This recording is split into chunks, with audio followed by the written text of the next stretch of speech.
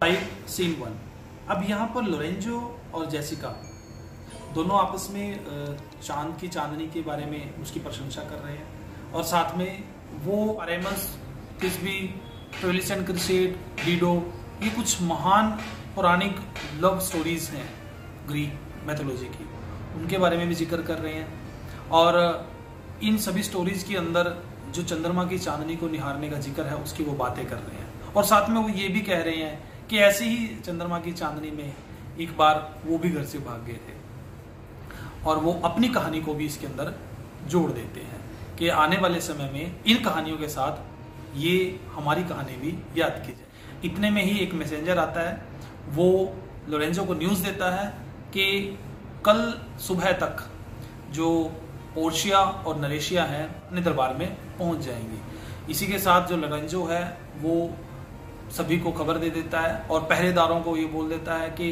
अपना जो तैयारियां हैं उसमें जुट जाओ, संगीत की तैयारियां शुरू कर दो ताकि उनका स्वागत किया। इतने में ही पोर्शिया और नरेशिया हैं वो महल के अंदर एंटर करती हैं। उनके साथ बेसिनो, एंटोनियो, ग्रेसिनो और अन्य भी आ जाते हैं। जैसे ही नरेशिया का जो ध्यान है वो ग्रेसिनो की अंगूठी पर जाता है, उसके हाथ पर जाता है और वो देख करके बड़ा दुखी होती है और उसको डांटती है कि तू अच्छा इंसान है, वो मेरे प्यार की पहली निशानी थी, कहाँ है वो अंगूठी, तू इतना केयरलेस कैसे हो सकता है, तूने तो ये कहा था कि मैं इसको सारी उम्र संभाल करके रखूंगा। अब यहाँ पर ग्रेसिनो जो बेचारा फंस जाता है, वो सच बताता है कि ऐसे ऐसे बात हुई थी कि मेरा जो दोस्त था फास्ट फ्रेंड बेसिनो, उसने भी अपने दोस्त एंटोनियो की जान बचाने पर अपनी जो अंगूठी है वो वकील को निकाल करके दे दी थी और मुझे अपनी अंगूठी उसके क्लर्क को देनी पड़ी। ऐसे ही पोर्शिया ये बात सुनती है ग्रेसिनो की कि बेसिनो ने भी अपनी अंगूठी निकाल करके लॉयर को दे दी थी, तो वो भी उसके ऊपर बहुत गुस्सा होती है और बोलती है कि जब तुम एक अंगूठी नहीं संभाल सकते तो हमें सारी उम्र कैसे संभाल। अब जैसे ये सीन चला होता है, एंटोनियो बेसिनो के बचाव में आगे आता है और फिर वो पोर्शिया और नरेशिया के सामने बोलता है कि नहीं, इनका कोई कसूर नहीं है, ये मैं हूँ जिसकी वजह से इन दोनों ने अपनी अंगूठियाँ हैं उनको निकाल करके दी हैं। तो जैसे ही वो अपनी बात रखता है, इतने में पोर्शिया और नरेशिया वो दोनों अंगूठियाँ निकाल लेती हैं और वो उनको दिखाती हैं। वो बड़े भुचक्के रह जाते हैं और उनको ये लगता है, बड़ा सस्पेंस हो।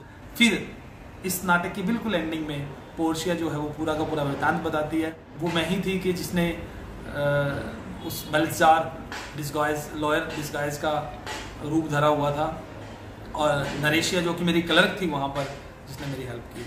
और इसमें वो दोनों है वो बहुत खुश होते हैं और एंटोनियो उन दोनों को भी दिल से बहुत धन्यवाद करता है और इसी तरह से जो पूरा का पूरा प्ले है वो हंसी खुशी जो है खत्म हो जाता है। तो उम्मीद करता हूँ कि आपको ये पूरा का पूरा प्ले जो कि 5 एक्ट 20 सीन्स के अंदर मैंने 5 डिटेल एनालिसिस के अंदर आपको समझाया, समझ में आया होगा।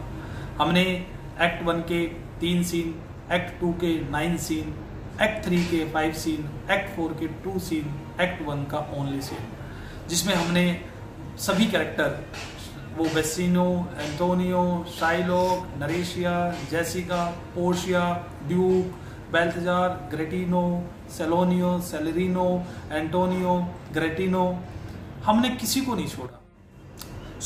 एक चीज़ और मैं आपको बताना चाहूँगा कि अगर अभी तक आपने जो पीछे के जो पार्ट्स हैं detail analysis 1, 2, 3 and 4, act 1, 2, 3 and 4 का अभी तक नहीं देखा तो नीचे डिस्क्रिप्शन में जाइए, वो लिंक्स आपको मिल जाएंगे। पूरा का पूरा जो है प्ले है उसको जरूर देखिए। 15 to 20 मिनट का एक एक पार्ट है, बड़ी आसानी से आप इसको समझ सकते हो। इसी के साथ थैंक यू सो मच।